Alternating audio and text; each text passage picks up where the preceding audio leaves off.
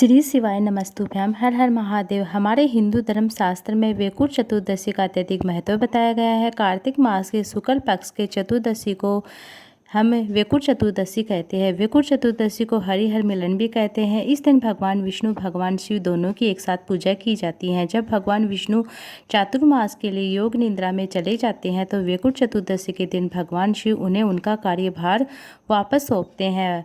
वैकुंठ चतुर्दशी के दिन जो भी भगवान शिव और भगवान विष्णु की सच्चे मन से पूजा करता है, वैकुंठ चतुर्दशी के दिन किए जाने वाले बच्चे के लिए कुछ उपाय लेकर आई हूँ, जो परम पूज्य पंडित प्रदीप मिश्रा जी के द्वारा उन्हीं की कथाओं से लिए गए उपाय हैं।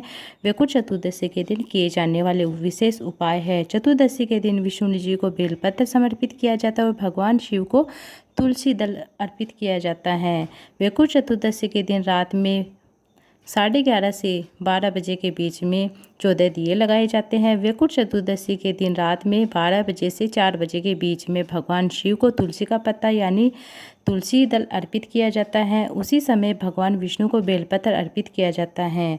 और जो बच्चा पढ़ने में कमज़ोर होता है, जिसकी चित्तवृत्ति काम नहीं करती है, पढ़ाई में कमज़ोर है, बिस्तर में गंदगी करता है, बच्चा दिमाग से प्रबल नहीं है, तो उसके लिए यह उपाय कर सकते हैं। आपको क्या करना है, यह तुलसी दल और बेलपत्र प्राप्त करके एक शहद की डब्बी में आपको रख लेना है। उसके दूसरे दिन से आपको 15 दिन तक आपको वह शहद उस बच्चे को चटाना है। अब बढ़ते हैं दूसरे विशेष उपाय की ओर। दूसरा उपाय इस तरह से है कि वैकुंठ चतुर्दशी के दिन मध्य रात्रि में यानी रात को 11:30 बजे से लेकर 12:30 बजे के बीच में दीपदान का बहुत अधिक महत्व है, जिसमें 14 दिए लगाए जाते हैं। 13 दिए लंबी बाती के होते हैं, एक दिया गोल बाती का होता है, या आप घर के बाहर अपने आंगन में लगा सकते हैं। उसे इस तरह से लगाना है कि एक गोल बाती का और 13 है लंबी बाती के दीपक लगाते। चाहे आप आटे के लगा लो, चाहे आप मिट्टी के लगा लो। यह उपाय आपको करना है। आपको क्या करना है, जो गोल बाती का आपने दीपक लगाया है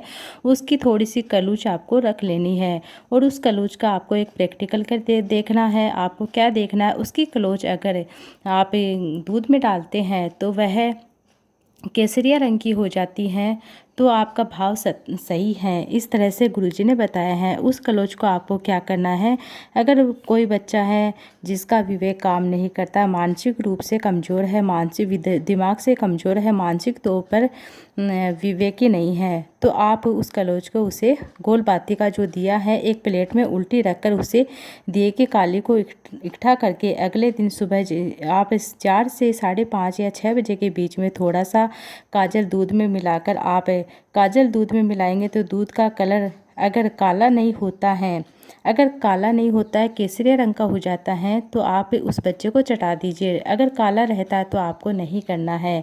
पांचों उपाय रोग मुक्ति का उपाय। यदि किसी व्यक्ति को बहुत अधिक कोई व्यक्ति बीमार है, हमेशा बीमार रहता है, कोई न कोई बीमारी से घिरा रहता है, तो आपको क्या करना है, वैकुंठ चतुर्दशी के दिन शाम के समय, प्रदोष काल के समय, रात्रि के समय आपको क्या करना है, 5 काली मिर्च, 7 काली मिर्च, 5 लौंग और 5 गुलाब के कांटे, इन तीनों चीज़ों को आपको एक लाल छोटे से कपड़े में आपको पोटली बनाकर अपने ऊपर से श्री शिवाय नमस्तुभ्याम और ओम नमो भगवते वासुदेवाय नमः मंत्र बोलते हुए आपको क्या करना है, 11 या 21 बार उतार कर उस व्यक्ति के सामने जला दीजिए। पोटली का धुआं जिसे बीमार व्यक्ति के शरीर को लगता है, इसलिए उसे सामने बैठा रखा जाता है। पोटली को जलाए उसे व्यक्ति को दोबारा कभी कोई रोग नहीं होगा। इस तरह से आपको यह 5 में से कोई भी उपाय अपनी आवश्यकता के अनुसार 5 उपाय भी कर सकते हैं। श्री शिवाय नमस्तुभ्याम। हर हर महादेव। अगर उपायों से संबंधित कोई जानकारी आपको पूछनी है तो आप कमेंट बॉक्स के जरिए पूछ सकते हैं।